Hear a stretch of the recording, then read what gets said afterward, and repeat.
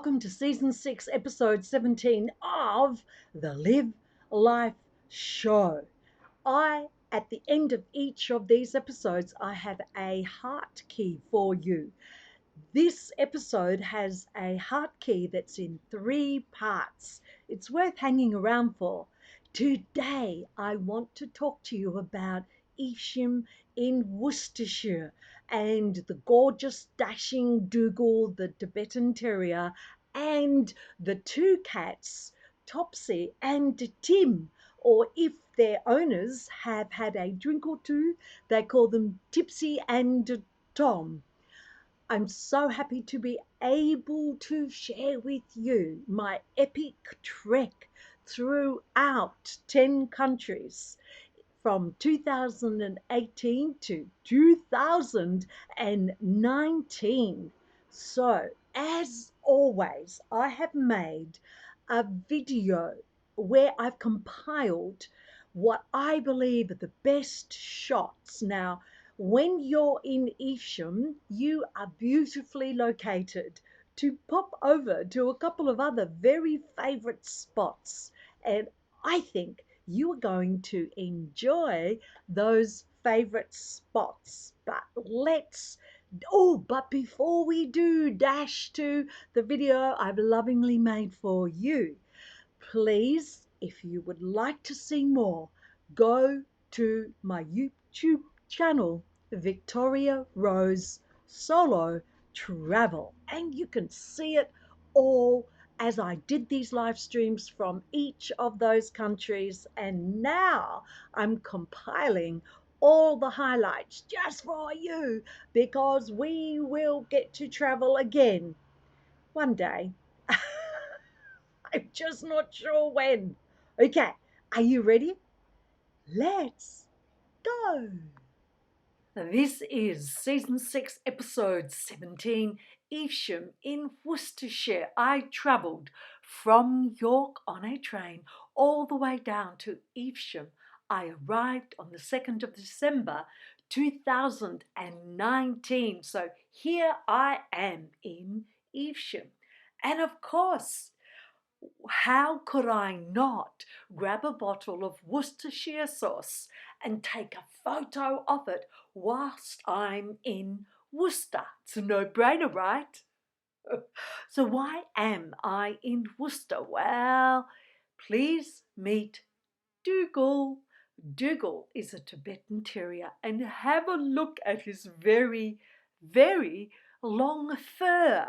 My absolute pleasure was to groom Dougal every single night. I will say, filled with trepidation for probably the first 2 or 3 nights, but it didn't take long till I got into the swing of things and actually groomed Dougal every night. Thankfully, the owners had organised that for every 7 days that I was there for almost a month, Dougal went and had a really good groom at the groomers. Whoa, what a lifesaver that one was. And Dougal wasn't the only star of the show. Here are 2 gorgeous little cats. They are rascally cats. Here they are, lying down in the dog's bed, which is what cats should do, shouldn't they? I don't think Dougal minded too much. Oh, by the way, Dougal was a little bit of a selfie hog. Here he is. This is just one of the many, many walks that I would take him on every single day. This one is actually on the Avon River. Oh, what a character Dougal was. So on the River Avon, here's the humble home that I had to stay in. Oh my gosh, I can sense you're feeling so sorry for me right now. It was only on the last night before the hosts left to go to their home in Corfu for a 2-week, or was it a 3-week holiday? It was actually, that they told me about the ghost. This is a very, very old home, handed down generation to generation, and of course, it had to have a ghost. The ghost only showed herself to children, though, so even though Dougal brought out my inner child, thankfully for me, I never ever saw the ghost. These gardens were glorious.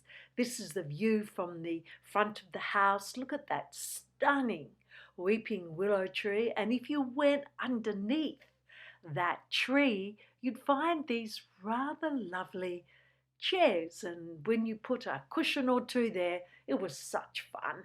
So why did why did Dougal not mind that the cat slept in his bed? Well, because he wanted to sleep in the room with me, which is a big no-no when I'm looking after furry friends. So this is Dougal sleeping outside my room. And as usual, an absolute character, always having fun. As mentioned, I take Dougal for walks, a long one in the morning and a shorter one in the evening. Around the area where I stayed in Evesham, in the Oxtails, there were no real roads easily accessible anyway. So Dougal and I had to walk through many, many country lanes. And the country lanes, oh, what can I see there? Oh, yes, well, I can see the pears. So we had pear trees. You can easily see the blackberry bramble bushes. Oh my gosh, I remember them sadly. And we still carry walking through all of the countryside. And here we have a school sort of ground. I'm not quite sure what they play there, but what Dougal and I played with were these apples from the apple tree. So I'd pick up an apple and throw it. And Dougal wasn't that good at bringing the apple back, so it made it quite hard. Dougal and I often walked into the actual town of Evesham, and I just knew I had to take a photo of this tractor, not even surviving its parking lot next to this vine, overtaking and just simply drowning it. Evesham is a really, really pretty place. It's surrounded by the charming Worcestershire countryside. It's a historical market town and, as already mentioned, located on the River Avon. So it's really pretty. It's also in the centre of the famous horticultural Vale of Evesham, otherwise known as the fruit and vegetable basket of England. Well, not sure about that, but golly gosh, there are a lot of flowers. Another one of those beautiful old English pubs, this one, the Old Swan Inn.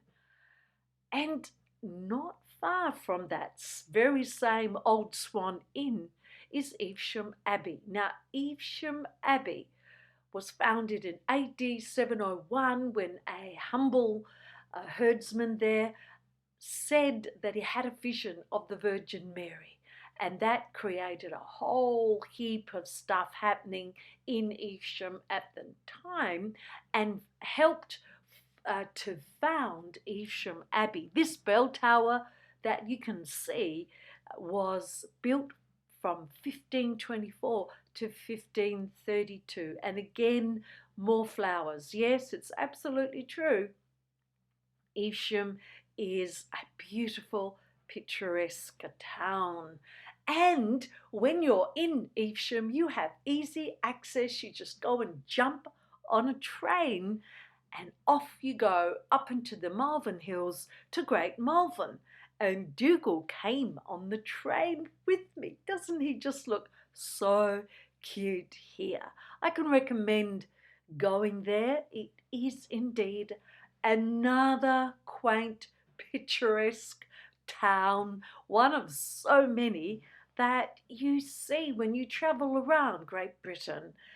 And look at this vine. I loved this. This is actually a reception centre, and this is the place right next to it where you can go and have your food, and you can be married here, and there's gardens across the road, and it's a beautiful whole centre. Look at those buildings. Aren't they gorgeous? I rather loved this old home as well. There's a lot to see and do if you go to Great Malvern. And one of the things that you can see is this gas lamp. So this gas lamp, well, in 1905, there were over 1,200 gas lamps, and 100 still survive. Such a quaint look. As a matter of fact, C.S. Lewis went to school in Great Malvern, and local legend has it that these lamps inspired the snowy gas lamp landmark in The Lion, the Witch, and the Wardrobe. I mean, who really knows?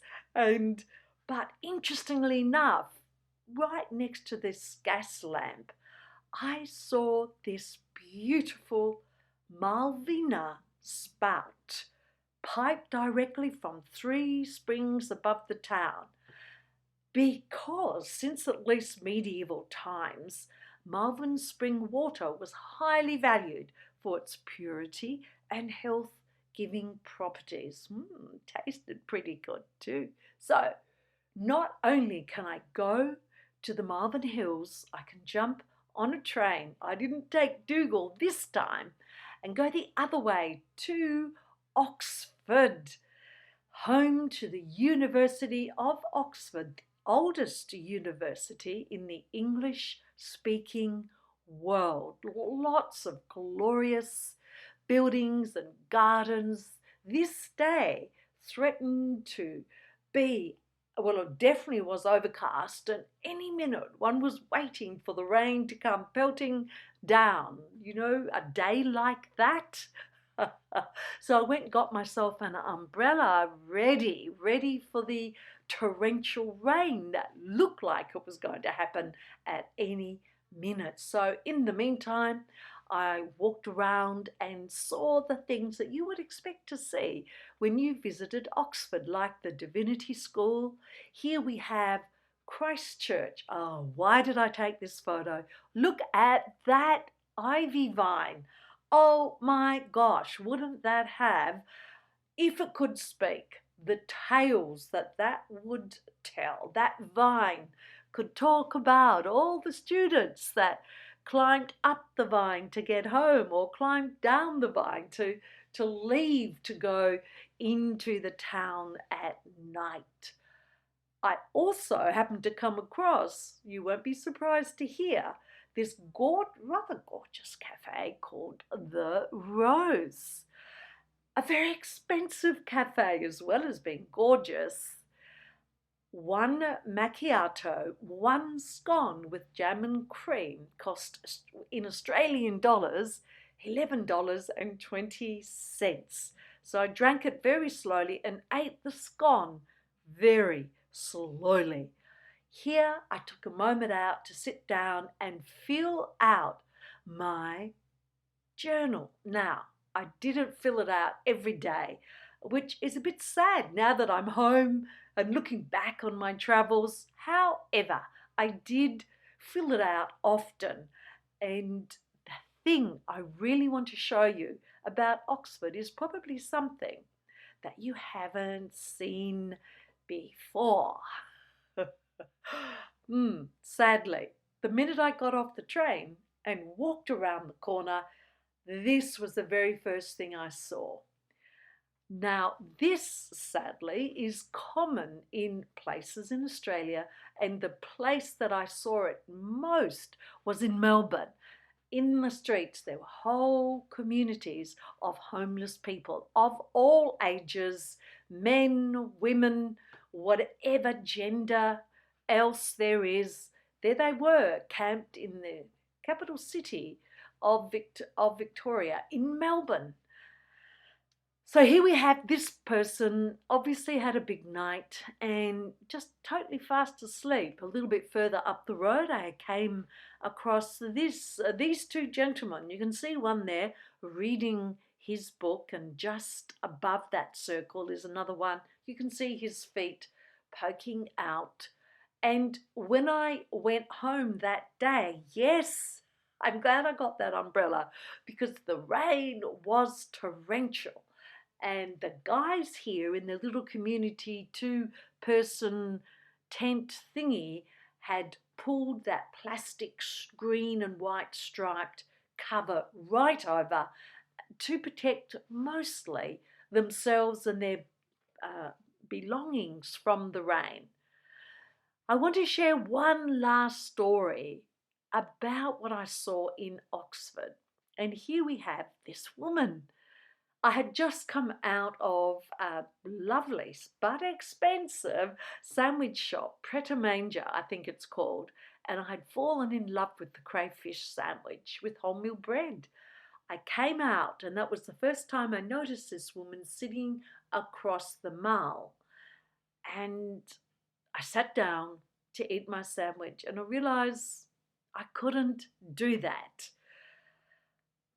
without sharing something with her. So I walked across and I offered her a half of my sandwich. Now, the only reason I'm telling this to you is not to make myself out as some sort of good guy. There's an interesting twist to this story which I would never, ever have thought of. She looked up at me, gave me a smile, and held her hand out and happily took my delicious crayfish sandwich half. I'm feeling rather good about myself. I went around the corner and sat on the bench and watched the world go by in Oxford and ate my half of crayfish sandwich. And then when I came back to go past her again to walk up the mall, I happened to notice this young lady come out of the same shop, walk over to this same woman and hand her a pie. And you could see she's there now eating the pie. And I thought to myself, oh my gosh. So it was only half a crayfish sandwich, but I can tell you it was filling. And here she is now being given this really rather large full pie.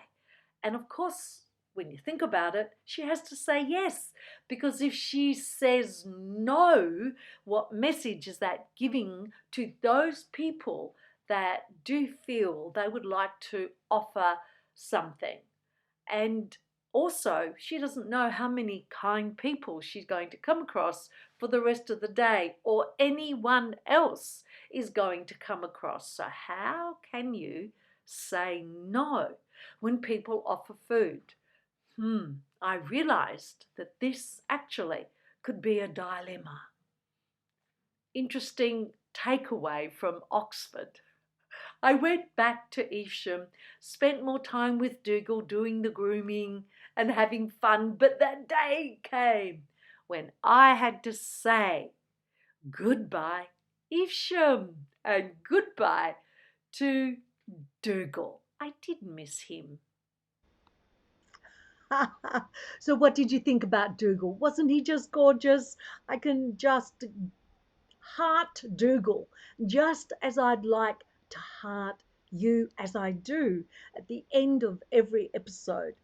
Today is such a day. People biting their nails and lots of grey hair coming out and pulling out hair due to what's happening in the world, all over the world, and in particular with the elections in America.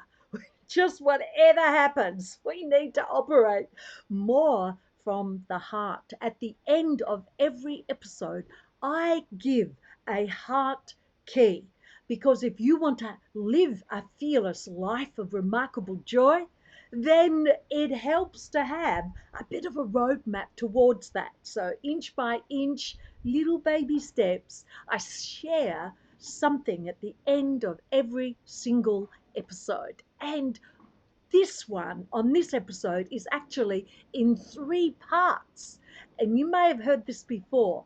I think now more than ever we need to revisit or hear about this heart key. So let me share with you the very first part.